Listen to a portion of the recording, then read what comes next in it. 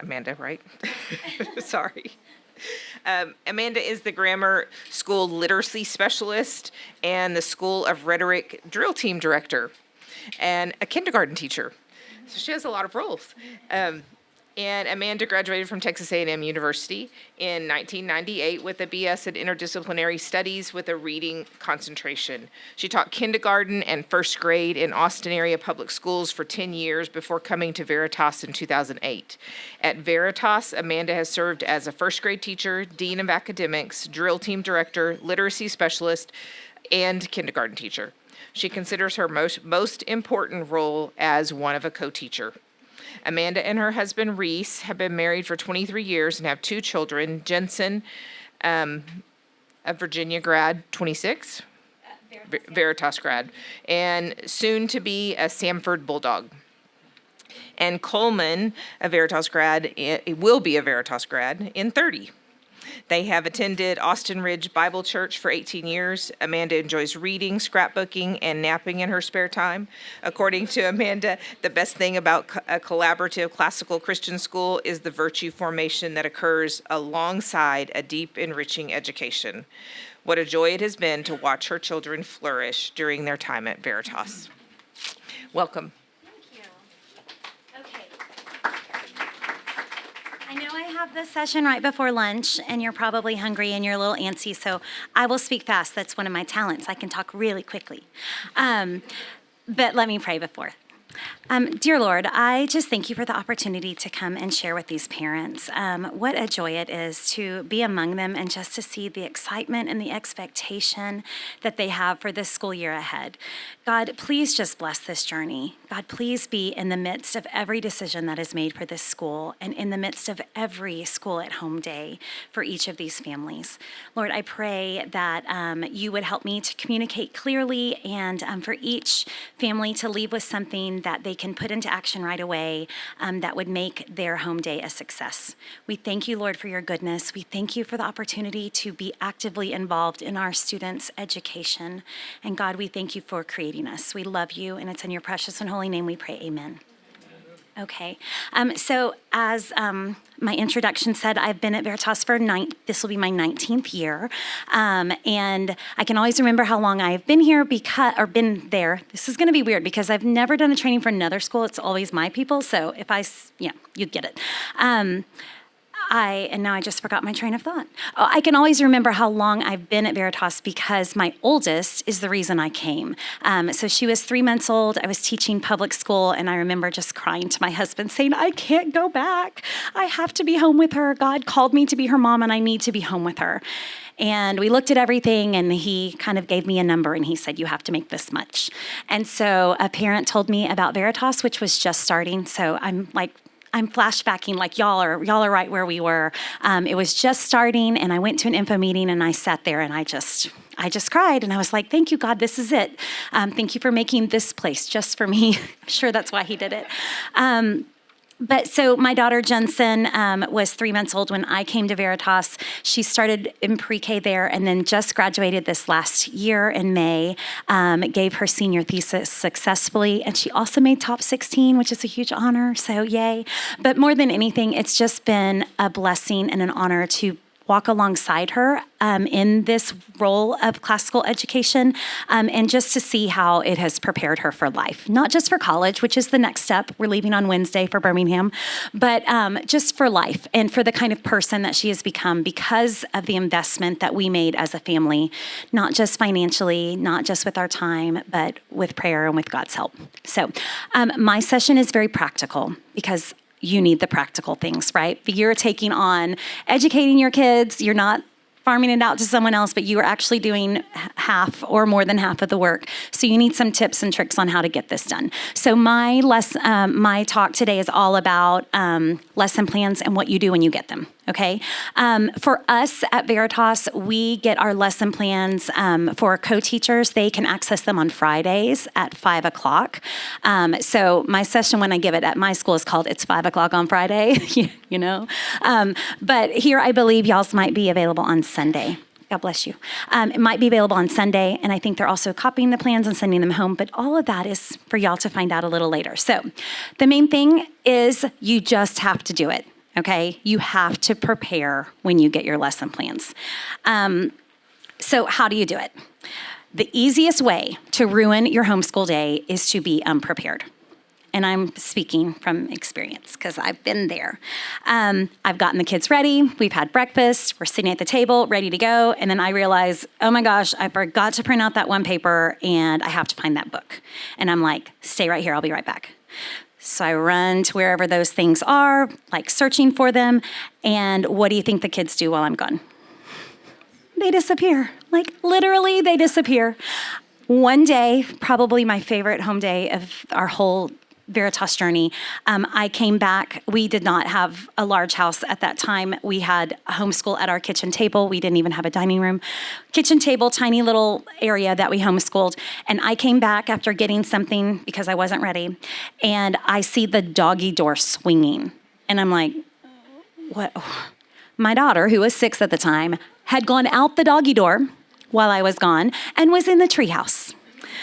So, lesson learned for me, if I had been prepared, I could have kept her at the table and we could have gotten her homeschool done. But instead, I spent the next 10 or 15 or 20 minutes trying to coax her out of the treehouse and come back to school and get ready to learn. So it was definitely not my best day, although it is one of my most memorable.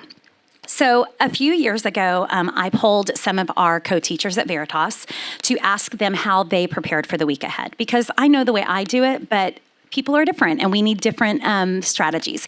Your kids are different too. Your kids are going to need different strategies.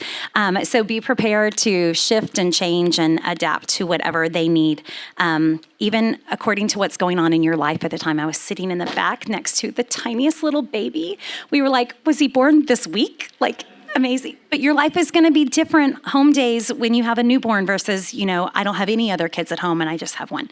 So I wanted to talk to you about what you could do.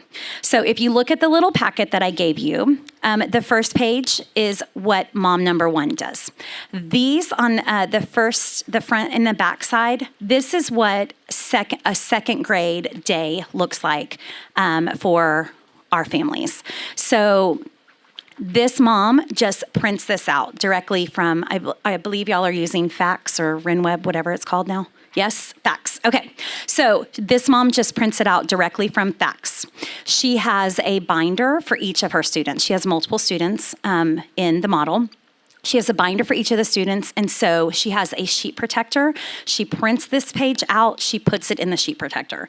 I was like, why do you put it in the sheet protector? I'm thinking like, oh, she must use like a dry erase marker, do something fancy with it. She's like, no, I can never find a hole puncher. I was like, oh, that's brilliant. If you have a sheet protector, you don't need a hole puncher, right? The holes are already there for you. So you just slide it in. So every one of our kids has the little binder with the sheet protector. She puts the plans in, ready for their home day. She also has a pocket divider for each subject. So if you are talking about history, she has a pocket divider for history. She puts in the little pocket anything that you will be referring to over and over again. So history pegs, maybe a history project that you've got going on. For her, she needs to have it there all the time. So they use it, do the history pegs, then they put them back into that binder. That way they don't lose it, because you're going to lose things, I promise. She also has some little pockets that are 3-hole punched but have Velcro. She keeps phonogram cards, math fact cards in those behind the divider. So for the math divider, then she has another little pocket where she puts the cards. They use the cards for their, we call it rapid recall. She uses her cards, and then as soon as she's done with them, she puts them back into that spot. Otherwise, you'll lose them. So let me see what else. She also has a rolling cart, like a drawer. It's like a rolling drawer cart, and there's like 10 slots. You can find them at Michael's, Hobby Lobby, that kind of place. And so each one of her students has one of those rolling carts, and the drawers are all labeled with the different subjects. And so, like, if you're doing writing with ease, like it would say writing with ease, and then all of the writing with ease materials are inside that drawer situation. So she loads it up with all the workbooks and everything that they need. She likes that because she has to separate her kids out for different parts of the day, and they can just roll their cart with them. I was like, that's so fun. It kind of reminds me of like how nurses now in hospitals, like they roll their little cart to see their patients. Then also on the top of the carts is like the supply area. So she has like the tape and the staples and the colored pencils and all those things there. One key, she said, is that they are not allowed to use the school cart unless it's school time, because what will happen is those crayons will disappear, right? So these are your school crayons. You're going to use them for your school day, and then they take them off somewhere, and then now it's time for school, and you can't find the crayons, and then you have to get up and go find the crayons, and guess what they do? They disappear, right? Okay. So the second page, oh, no, there is no second page because mom number 2 doesn't print anything. She is evidently trying to save the environment. She doesn't want to print and use up the paper, or her printer is just out of paper, which is what mine always is. Do you know if y'all have an app or how you are going to be accessing your lesson plans? Probably on the computer at least. Okay. So they might print it out for you, which is great. But for us at Veritas, we have an app that connects to the fax, which is where our lesson plans are. So I have the app like on my phone, or you can also do it on the iPad, and I can access the plans right from that. So that's what this mom does. She, let's see. So she, okay, sorry. So she reads over the plans while her kids are in school, their first school day, after she's dropped the kids off. Then she gathers all of the materials for the next home day, and she puts them in a spot because they don't have a school area either. They have a dining room, and she said they don't eat the dining room, so they use the buffet as like their school area. So she keeps everything there, and then on Tuesday morning, we do home days on Tuesday, Thursday, so it's opposite of y'all. But on her home day, she plays a worship song, and that like gathers the kids to the table, and they all come to the table, and they do a devotional together, and then they start their school day. And she just opens her app and just starts reading through like what they're going to do next. So that's what works for her. That does not work for me, and I'll show you why in a minute. Okay, so now that next page with all of the chart and all of that, all of those words. So this mom has only one child in the model, okay? The others have had multiple, so you can see where their bandwidth was. This mom has one child. So as soon as the lesson plans are available, she has it like built into her, I would say BlackBerry, but no one uses those anymore. She has it built into her Apple schedule, whatever. To look at her lesson plans at that point. So she like watches TV. She said she will like Netflix binge or something. And she sits there and she's just reformatting the lesson plans. And she made this document because it works for her.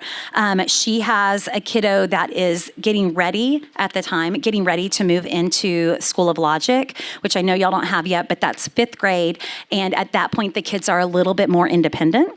And so she's trying to grow that independence in her child. So you can see on this one, when she's reformatted it, she has a section marked complete and then a section marked checked.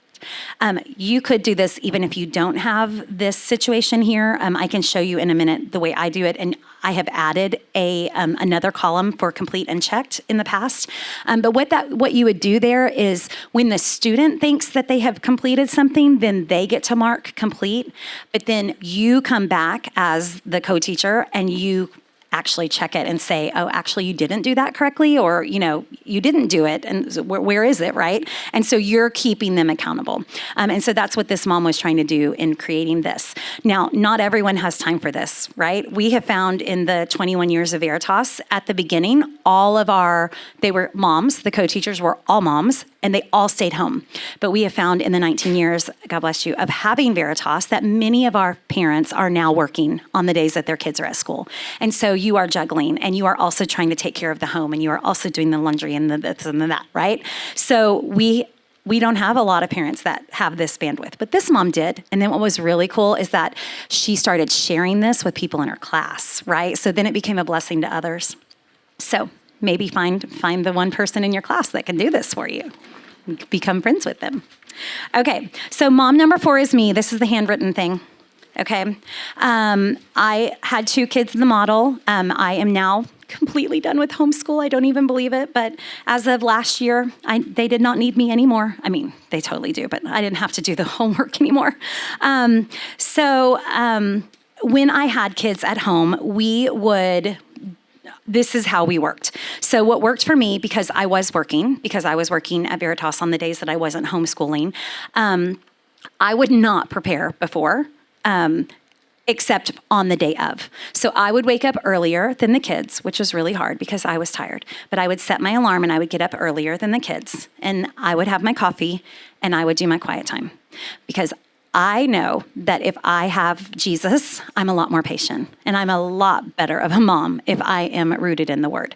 So I would always start with that. A little side thing that happened with that, which was so cute, is that my daughter, who was little at the time, I think she was probably in kindergarten, she's a very early riser. I don't even know why, but she gets up very early. So she would see me sitting at the table with my coffee and my Bible. And she said, "Mom, I want to do that." I was like, okay.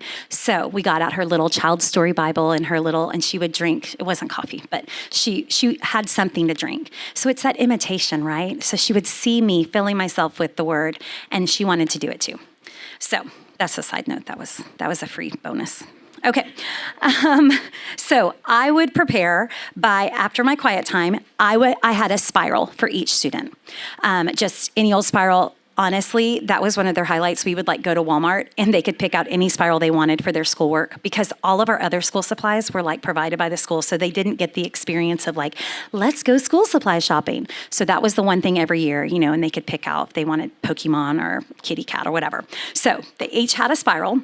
And I would look at the lesson plans. I would usually just look at it on my app, and I would read through what the teachers had asked us to do, and I would reword it so that I knew what it was, and so my kids knew what it was. So what you see here on this list is me kind of going through, and I think I did it on the page.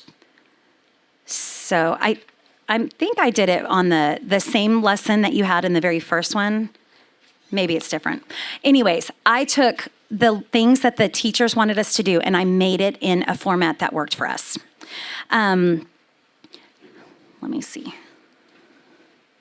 Okay. I would encourage you to list out every single thing. I found that when it is written on a list, I am accountable to it. No one checks my list, but I feel accountable for it, right? I'm the kind of person that if I do something extra that's not on the list, I write it down just so I can check it off, yeah? Because it just helps me, and it makes me feel like I've done things. And I might even leave it out on the kitchen counter so that when my husband gets home, he goes, "Oh, wow, you've done a lot." I'm like, "I know." Yeah. Can we go out to eat tonight and I don't have to cook? That's a tip for you moms that are co-teaching. So after I've written out all of the assignments, one little trick that I learned was I would highlight the things that my student could do by themselves.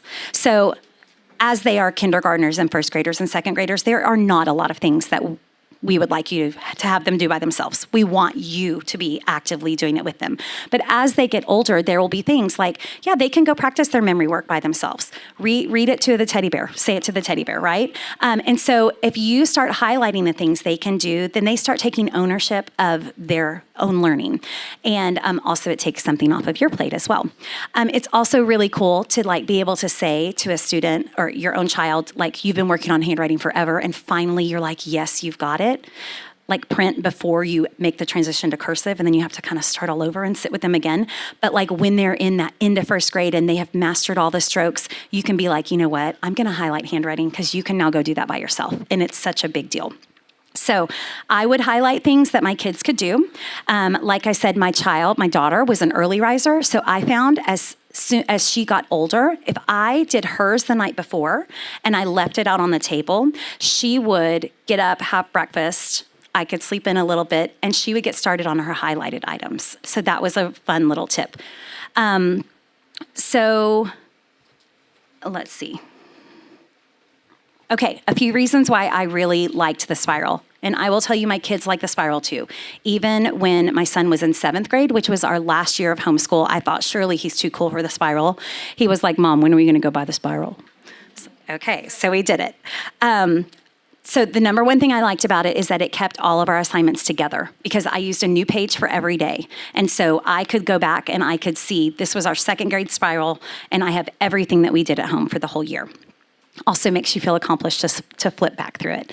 But it did help me also to keep my own children accountable, because maybe the night before a Latin test, I tell my daughter, hey, remember, you have that Latin test tomorrow. You need to make sure you know the vocabulary. And she would give me attitude and say, I didn't know I had a Latin test. And I'd say, really? Go get your spiral. And then I could go like this. Look, study for Latin. Oh, and you marked it off. Oh, study for Latin. You marked that day off too? Study for Latin, right? That's when I had to add in that checked column, because I was finding out that maybe there was a little bit of a heart issue, that we were saying we studied for Latin, but maybe we actually didn't study for Latin. So it helped to keep not only me accountable, it helped to keep my children accountable, because we were able to look back and see how long we had been doing things. I also liked they had extra paper always at my fingertips, because you can tell, my house, we lose all the things. So it was very easy for me, though, like if I needed to model a handwriting stroke or a new math problem, something, I could very quickly like turn to the back of the page and do it on that. I always had it ready to go. I also liked that it was portable. I could pick it up and take it with me wherever I needed to go. At one point, my son was in speech and occupational therapy, and so once a week we had to go to the public school, and I could get my daughter's stuff, and I would just grab the spiral, and we would grab the 1 or 2 books we needed, and we could sit in the car or on the playground or whatever and do our schoolwork while he was getting services. So that was easy for us to do. I didn't feel like I was scrambling. And really, for me, the main reason why the spiral worked is that I am a kinesthetic learner. And for me, printing it out is too passive. If I print it out like, okay, great, I have a piece of paper, but I haven't internalized it enough to be able to then be a prepared teacher. So I needed to read the plans, I needed to think about it, and I needed to write it down in a way that worked, so that I would internalize it. I just felt like I knew what was going on better when I actually interacted with the plans in that way. So I just wanted to share just a couple other ideas that I have tried or I've heard other co-teachers try to help you prepare for your school at home day. The first one was one mom said she wrote her assignments on a whiteboard. So they had like a little school area. She had a whiteboard. She would write out all the assignments. And as they finished it, then their student got to erase it. That's super fun. I never did that because I know my kids are going to erase when I'm not looking.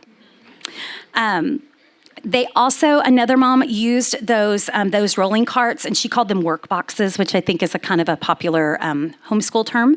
But she had all of the curriculum in each drawer. So you would have your All About Reading and your Spell to Write and Read. You'd have all of those things in your drawers. And she had labels printed out, and they were on the drawers with Velcro. And then as their student finished that lesson for the day, they would pull off the label and have a little cup. And that way they knew when all of the drawers had no labels, they were done for the day. So that's, if you have a visual learner, that's a great way to do it. Also, then they have the rolling cart that they can take with them to other parts of the house, which is helpful. One thing that I have done, one of my learners was very reluctant on math facts, and he got it from me.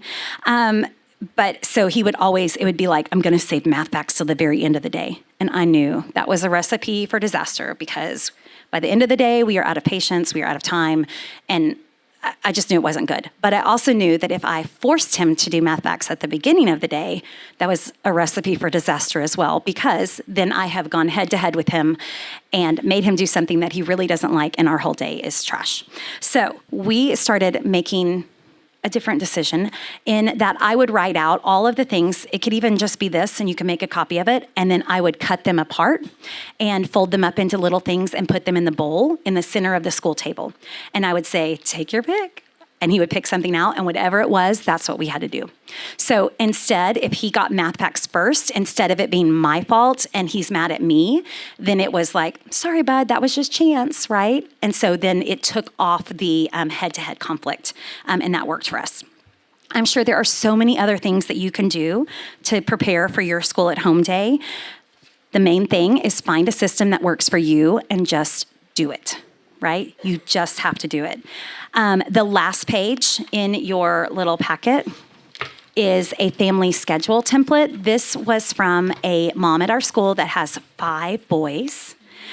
They've been at Veritas the entire time Veritas has been open. Her last one just graduated, class of 2026.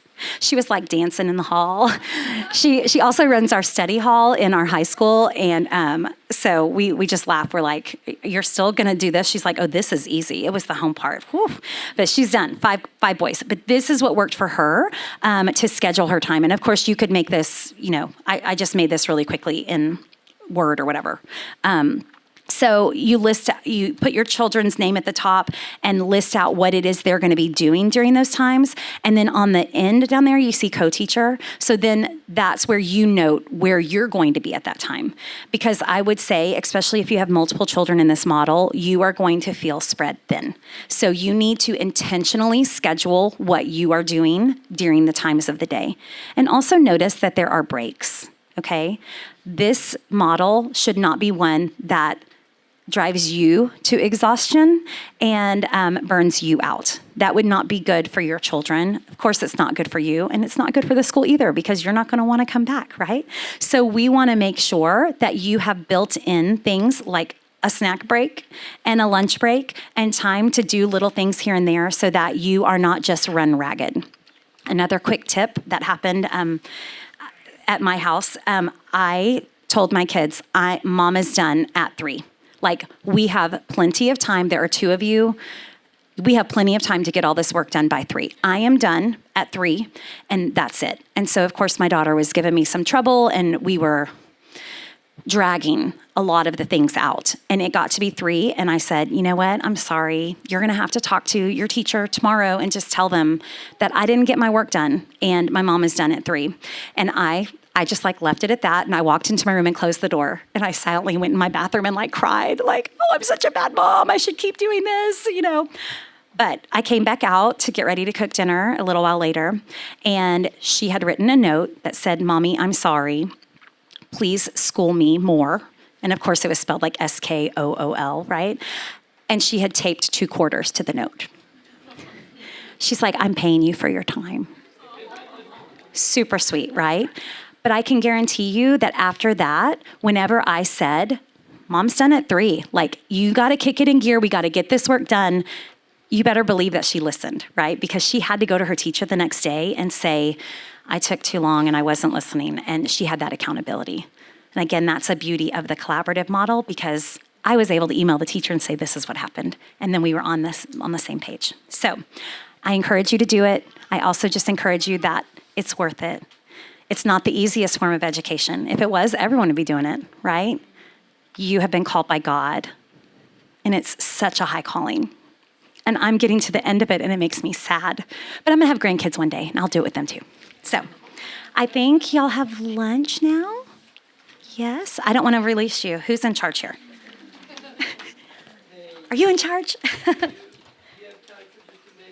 Oh, sure. Yes. Yes. Do we have any questions? Yes. So, do your kids get to see your list of these things? Yes. Well, so that's because I have I have to write everything down. I have to process here. So yes, I would write down, I think I had a grocery list there. That's what I needed for groceries. Yeah. Who knows what I would write down? Yeah. Yeah. You're writing down for each one of your kids one of these every day. Yes, so they each had a spiral, and every home day we had a page. So a new page every day. There would be some days that work would be assigned for the whole week. So maybe I could do it on Tuesday or Thursday. So I would write it on the first day that we could do it. And then if we didn't get to it, we would circle it. And then we would rewrite it on the next page. So we wouldn't forget, oh, remember we didn't finish that yesterday. So that's another little tip there. Another thing that works that's hard because, well, at least when kids have been in our model for a long time, they get used to the fact that they don't have homework, right? Because they have home days. So on a school day, they don't come home and do homework. But what I would say is if you feel your school at home day is long, look at your lessons for your school at home day, pick one thing. Just one thing, even if it's just math facts and a fact quiz or something. Pick one thing and do it the night before, as homework. Taking one thing off your plate is huge. So that's another little tip. Anyone else? Okay, thank you.